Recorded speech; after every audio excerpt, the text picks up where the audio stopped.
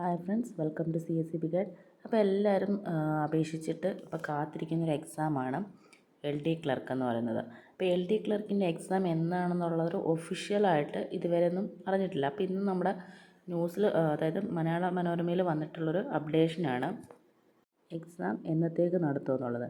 അതായത് LD ക്ലർക്കിൻ്റെ പരീക്ഷ July, August, September മാസങ്ങളിലും അതുപോലെ ലാസ്റ്റ് ഗ്രേഡ് സർവൻറ്റിൻ്റെ തസ്തികയിലേക്ക് സെപ്റ്റംബർ, ഒക്ടോബർ, നവംബർ മാസങ്ങളിലായിട്ടും എക്സാം നടത്തുമെന്നുള്ളത്. അപ്പോൾ അതിൻ്റെ ഡീറ്റെയിൽസ് ആയിട്ടുള്ള കാര്യങ്ങൾ നോക്കാം.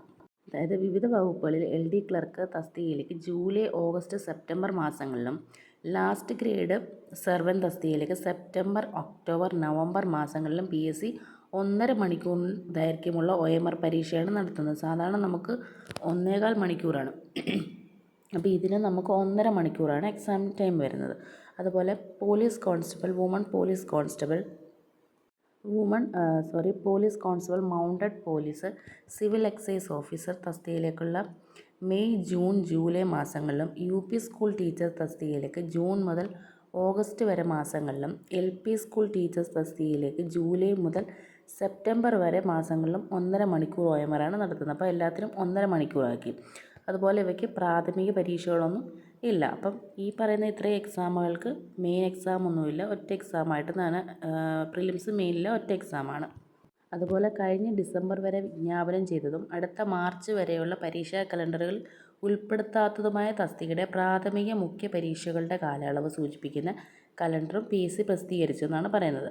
അതുപോലെ കേരള ബാങ്കിൽ അസിസ്റ്റൻറ്റ് മാനേജർ, KCMMFൽ മാർക്കറ്റിംഗ് ഓർഗനൈസർ, എക്സൈസ് ഇൻസ്പെക്ടർ, തദ്ദേശ വകുപ്പിൽ secretary, police sub inspector, armed police SI തുടങ്ങിയ ബിരുദം അടിസ്ഥാനമാക്കിയിട്ടുള്ള യോഗ്യതയുള്ള തസ്തികയിലേക്ക് ഏപ്രിൽ, മെയ്, ജൂൺ മാസങ്ങളെ പൊതു പ്രാഥമിക പരീക്ഷയും നടത്തും.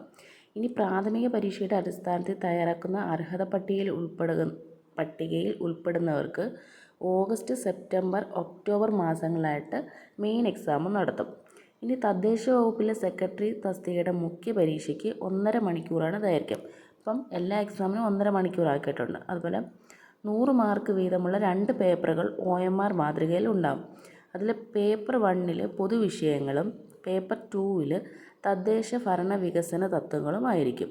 അപ്പം തദ്ദേശ വകുപ്പിലേക്കുള്ള എക്സാം ആയതുകൊണ്ട് അതുമായിട്ട് ബന്ധപ്പെട്ടുള്ള സബ്ജക്റ്റ് കാര്യങ്ങളിൽ നിന്ന് ക്വസ്റ്റ്യൻസ് ഉണ്ടാകും. ഇനി പോൾട്രി ഡെവലപ്മെൻറ്റ് കോർപ്പറേഷനിൽ സ്റ്റോർ കീപ്പർ, ചലച്ചിത്ര വികസന കോർപ്പറേഷനിൽ സ്റ്റോർ കീപ്പർ, അച്ചടി വകുപ്പിൽ assistant time keeper, higher secondary lab assistant, PSC secretariat തുടങ്ങിയവയിൽ ഓഫീസ് അറ്റൻഡൻറ്റ് തസ്തികയിലേക്കും ഒക്ടോബർ, നവംബർ, ഡിസംബർ മാസങ്ങളിൽ പ്രാഥമിക പരീക്ഷ നടത്തും.